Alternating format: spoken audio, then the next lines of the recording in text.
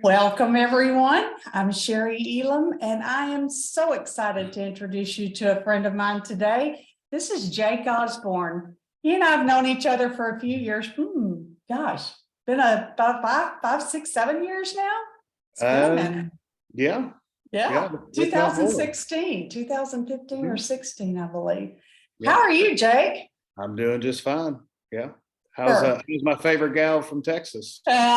Thanks so much. I'm assuming you only know one, so that's how I hold that position. But I appreciate it, and I expect that from you every time we get to meet up, which is awesome. Absolutely. So Jake, the rest of the folks out there, they may not know who you are. So let's get kind of down to who is Jake Osborne, and are you a beekeeper? Well, I like to think I am. Sometimes you have these screw ups and you kind of scratch your head and like, man, am I really doing this or what? So no, I'm from Owensboro, Kentucky. I run anywhere from 300 to 800 colonies roughly. I think as it is right now, I'm kind of on the lower end of that. I'm around 300. So my main focus is making bees and selling bees. This past year I did about 300 nukes. And in the wintertime, I've been overwintering in Florida. So I'm in a little town called Frostproof, Florida, and all the bees go down there in the wintertime and we make as many bees as we can. And then probably around April, we move everything back north back home to Kentucky and sell nukes, sell bees.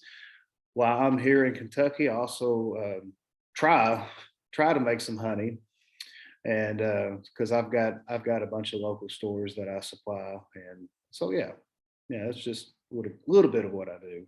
A little bit of what you do. I mean, that's not a little bit, because I've done a little bit of that little bit, and it's a lot of work. So Sure. So how did you start doing this? How do I start doing beekeeping? Yeah. The grand story. Okay, so I'm 8 years old, and this is, I think, 1996, something like that. I was playing in the backyard of our house, and we lived in town in Owensboro, and we and a neighbor friend, we actually jumped the fence, just being mischievous, just curious. And my neighbor had a couple beehives in his backyard. So I was like really intrigued. I remember seeing, I can still remember watching bees coming back and forth, and one of them had pollen on its hind leg. I was like, what is that? So anyways, neighbor came out, ran us off. And later on, I had met the man, and he was an older gentleman, and he was probably in his 70s at the time. And ironically, he was one of the largest beekeepers in the state of Kentucky. He was running at the time about 750 hives. Kentucky doesn't have a large commercial bee population, but that's for Kentucky, that's a lot of bees. And I just got super interested in it. And this older gentleman, his name was George. He just took me under his wing, and I hung out with him all the time. He taught me how to keep bees. That same year, later on, a swarm came out of one of those hives, landed in our backyard, and we caught the swarm. And so that was my first hive of bees, was a swarm. And the rest is history. And the rest is history. Yeah. What a great story. Yeah. So he would, so I always had probably about 4, 5, 6 hives when I was a kid. I would say whenever I turned 16 years old, I started to get probably about 10 or 15.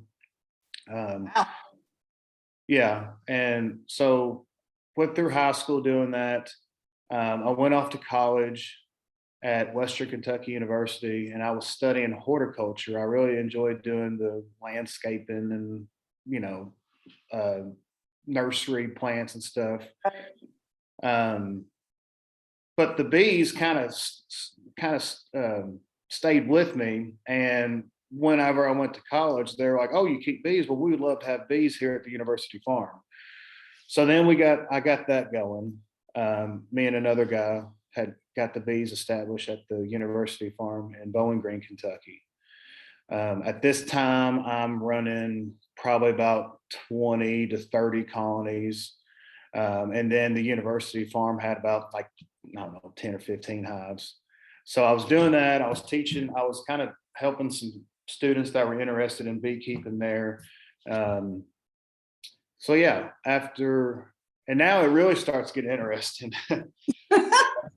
After college, I had a wonderful opportunity to work for the Kelly Beekeeping Company, and I still call it Kelly, even though they are considered Man Lake. I think everybody still calls it Kelly's, and that's where I got to meet you. That's right. Yeah.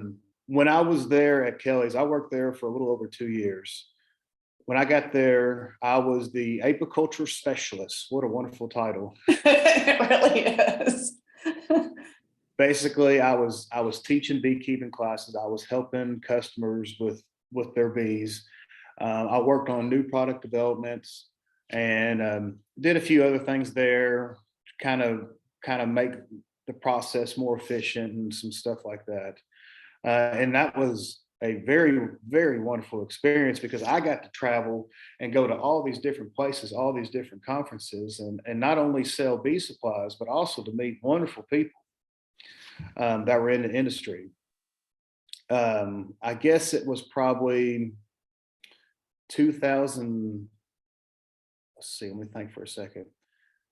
2018.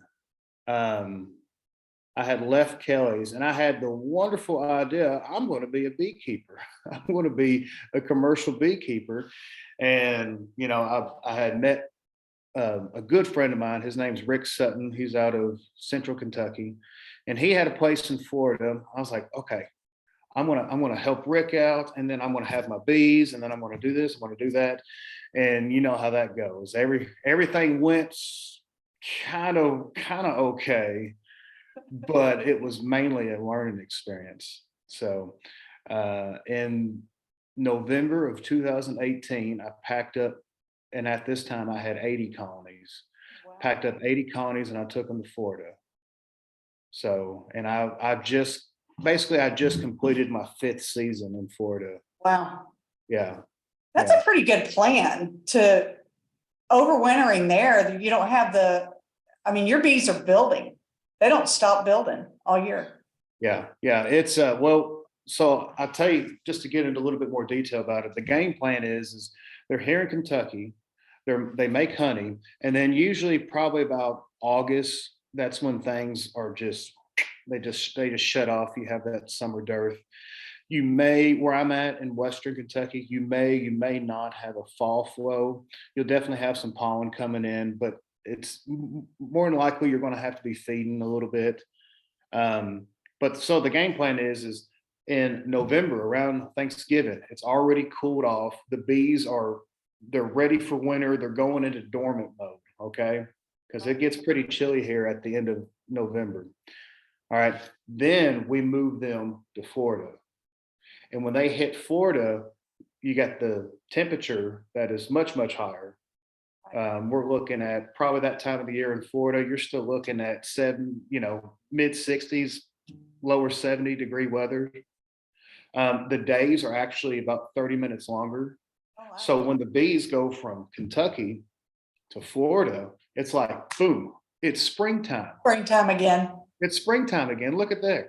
And queen ramps up. You have a surge in brood production.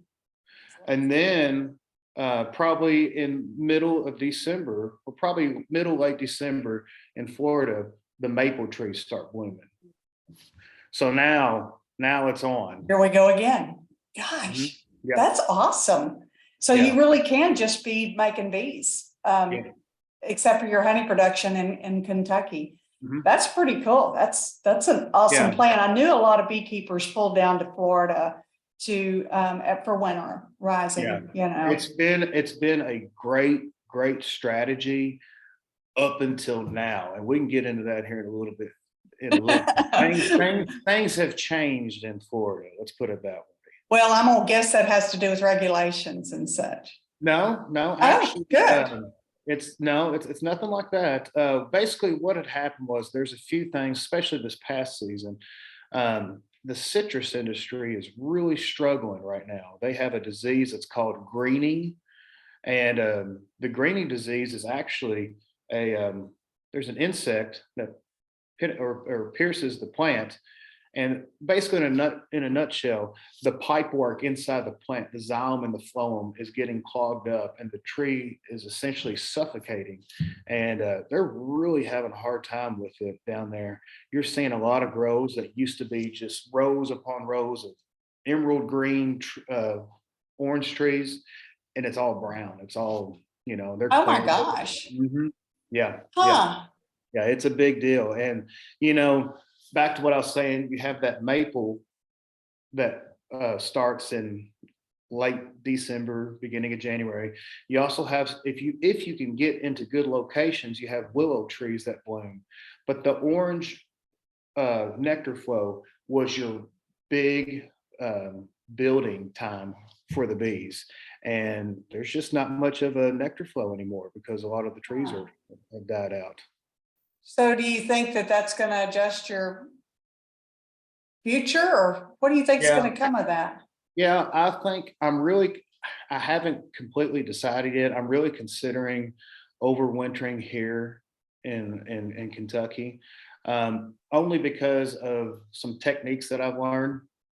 First and foremost, learning from people like Cayman Reynolds and Bob Benning and other people, the use of a double screen board with let's just say you have a single split above a double screen, above a double deep, strong double deep, you're seeing some really good results in overwintering.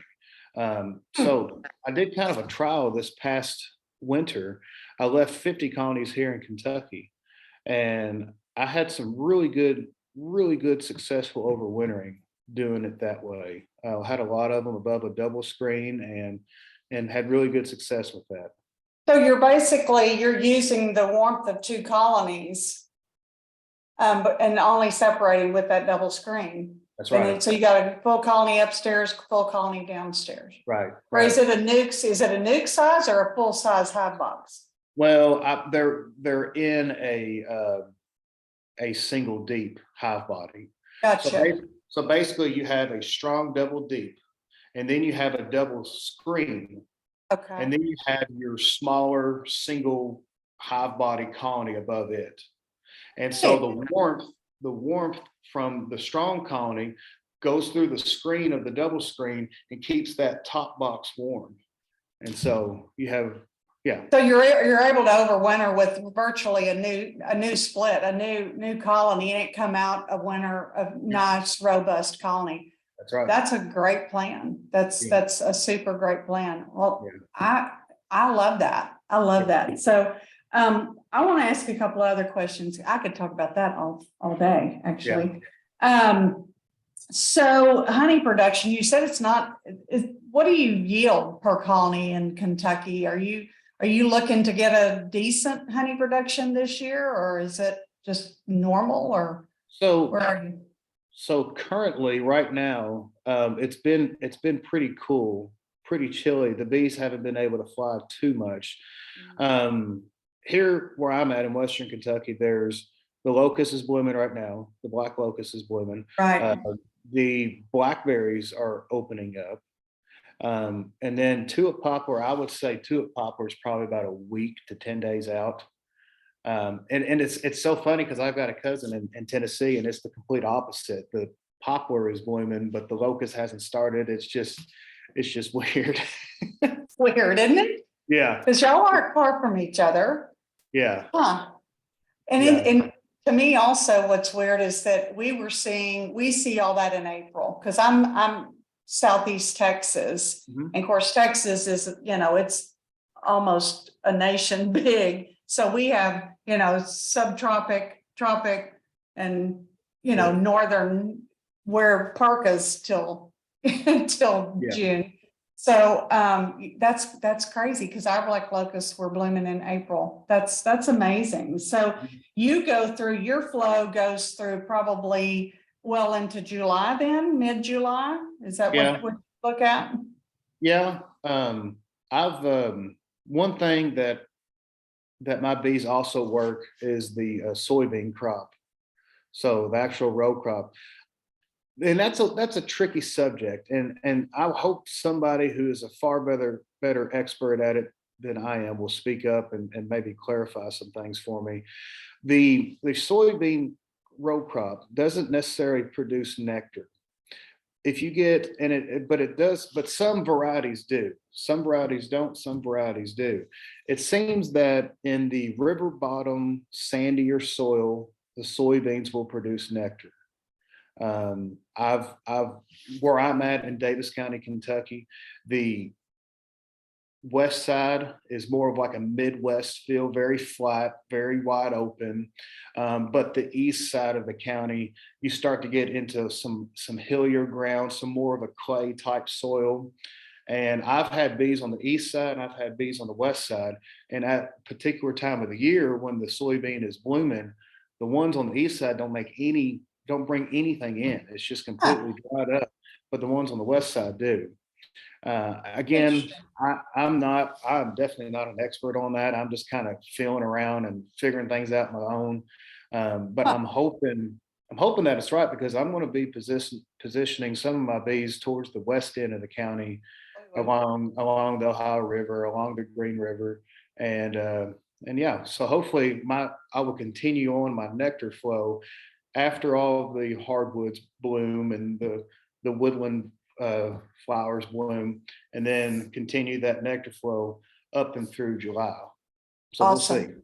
Yeah, Well, yeah, and every year is different year. that's right. What do you get per hive? Do you have an average 75 pounds? What per hive? No, really not. No, definitely not that much. I would say a good year is probably 45 to 65 pounds per hive. So two supers. So you're getting two supers on each Two then. to two to three, Great. sometimes four. Yeah. Well, and So I'm gonna say that's average. That's what we get. I yeah, mean, that's about, and for those listening and that are only getting 25 or 30, the better you get a beekeeper, the more honey you get. But the better the bees are and the more they gather. It just works that way. More experience you gather, more honey. Yes, area has a lot to do with it, but your experience as a beekeeper helps too. It just does. mhm. So you're about average of what we are as well. I can't complain about that. So I won't throw out a question that I've been seeing on social media these last couple of weeks, and I know it's going to pass through all the way through dearth, and that is mean bees. So I'm going to be doing a couple of, probably the next 2 or 3 months in the Bees Fly Monthly magazine, articles on how to deal with mean bees. It's easy to just say, well, requeen them, but sometimes you go in there and it's like, there's so many bees, you can't even do that. So do you see mean bees in your area, Kentucky or out of Florida? I know Florida's got that Africanized issue that we deal with in Texas, but so what is your take on mean bees and what qualifies as a mean colony to you? Yeah. So I'm not necessarily totally against mean bees.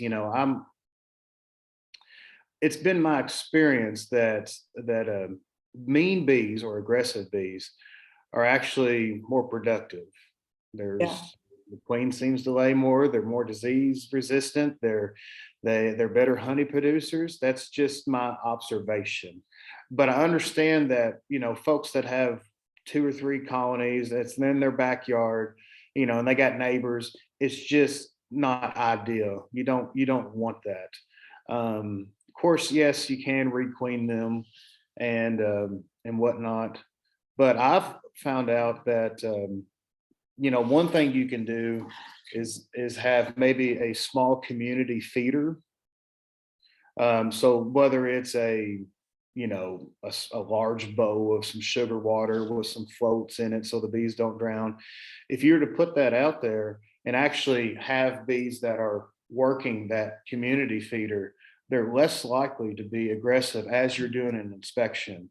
You know, a lot of times the aggressiveness of a colony, it really depends on what's going on in the environment. So a lot of times, if there is nothing out there for the bees to work, then there's a situation where you could potentially have robbing bees. You might have a colony that's trying to rob from this one or whatever. Right. And so the bees are going to be way more aggressive in a situation, in like a dearth-like situation. So I've got a friend in Florida who has several hundred colonies in a single yard, and he wants to get into bees and actually do an inspection and really go through them. He puts out a large community feeder hours before. That way, the bees are working something, and one, they're less aggressive, and two, they're not going to be robbing. You're not going to start a robbing frenzy. That is so simple and such a wonderful idea. Mhm. I have not thought of that. Wow, you win the blue ribbon for today for a great idea. Maybe, I I don't know don't if you know. thought of it, but that's an excellent. Well, until you have someone that does that, and then they still get 10 or 12 stings. That's well, that's kind Yeah. of part of it though, right? That's a Yeah. great idea. And we always say don't community feed because you're just feeding the neighbors, but what a great idea. It gears them to something other than you as the beekeeper that's going in. I'm kind of on your page when it comes to aggressive bees. Sometimes, I do love sweet bees, and in my backyard bees that aren't on our production hives, they have to be because we're in a subdivision type atmosphere. So they need to be sweet bees. But in production yards, if you can handle a little bit of that, it's really not a big deal. Yeah. They are better at kind of keeping things at bay and Yeah. stuff. Well, and just to kind of go into some more detail, there's mean bees, and then there's Africanized bees. That's right. I've experienced that in where I'm at in Florida, just a couple of times. I'm kind of I'm considered South Florida, but really I'm more Central Florida. I'm about probably less than 2 hours south of Orlando. Okay. And probably further south from me, the Africanized bees can be a problem. But sometimes you'll have just that one colony every so often that I believe the newly mated queen got in with some Africanized drones. And again, you got mean bees and then you got Africanized bees. And when you pop the lid off of an Africanized colony, it's just like a tidal wave of bees. Yep. They just cover your veil. I mean, you have to wipe the bees off from your veil just to be able to see. So, yeah. Well, thankfully Yeah. and I've said that in many a beginner class, beginning beekeeping classes, that you do know, because people are concerned about that. But just because it's mean bees doesn't mean it's Africanized. It's just some of them just have attitude, and Right. there tends to be more attitude the larger, the more robust the colony. There's safety in numbers, but Right. yeah, that's a very good point that needs to be said, that Africanized are I can't see through my veil. And, Yeah. we've been through hundreds, we've had thousands of colonies go in front of us. And I can realistically say only one for sure that was our own, that we owned, that was Africanized out of all of them that we've owned over the years. That's not bad. That's not bad at all. We've had a few mean bees. I'm sure. And still do. Yeah. But that's okay. That's okay. So talking about summer, you said something about dearth a little bit ago.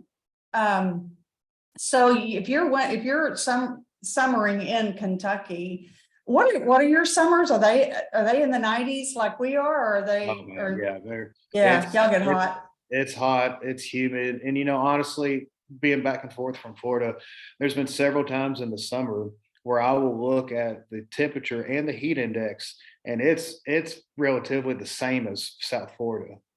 And us, really. Yeah. So I mean, it gets hot here for sure.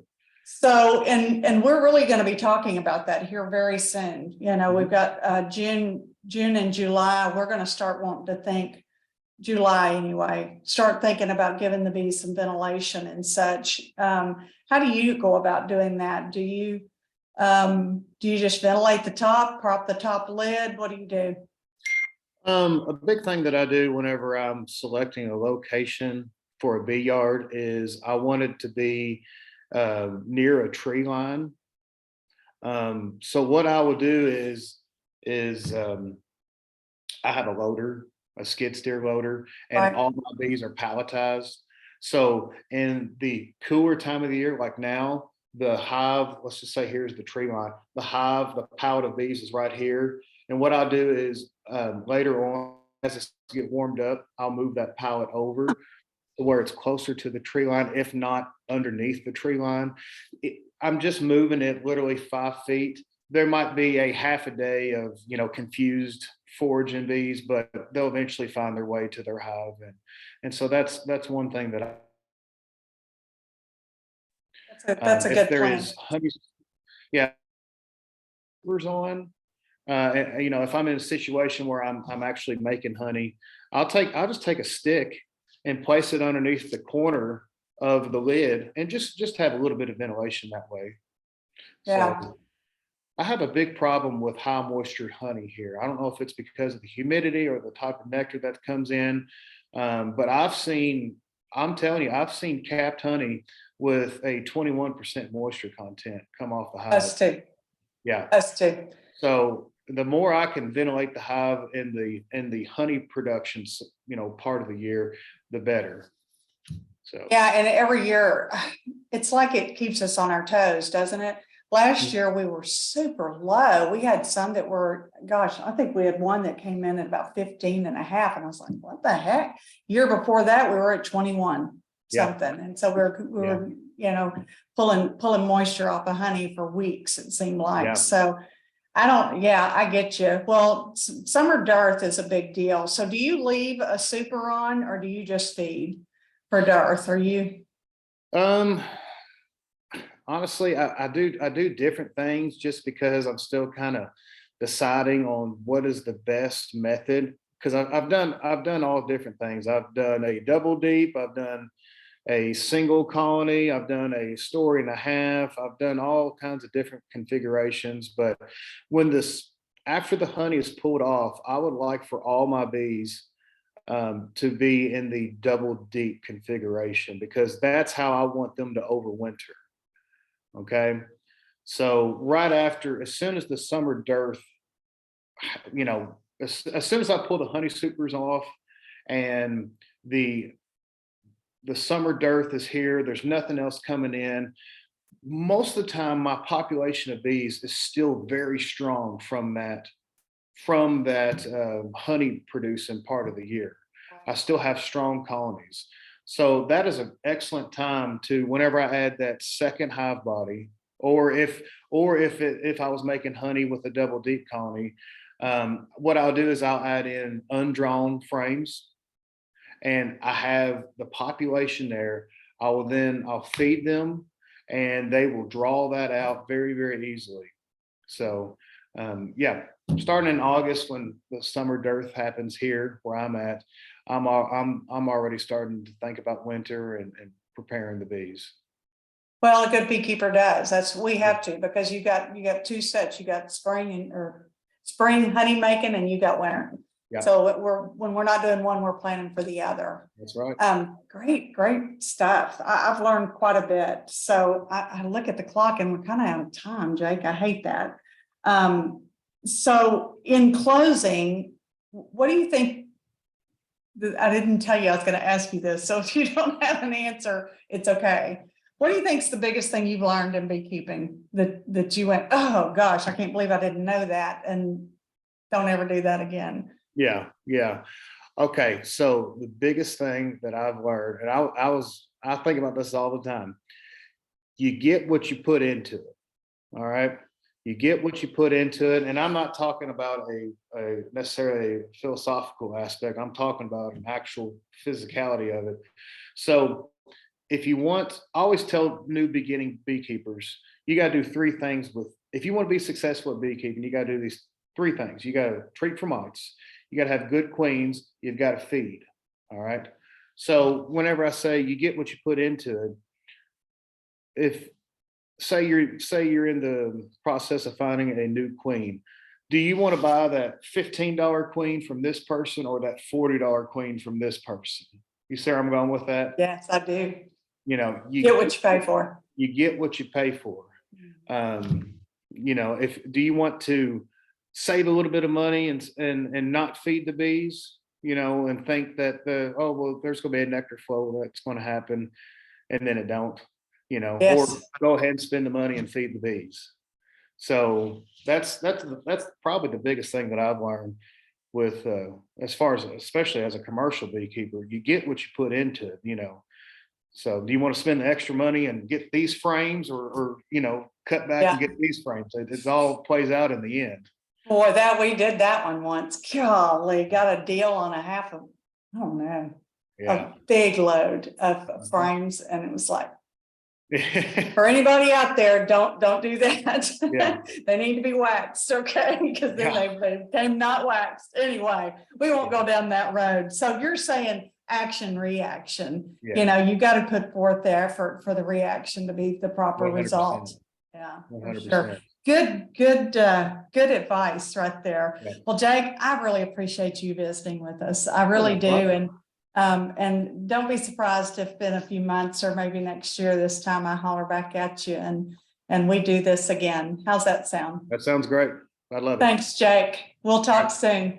See you. Bye.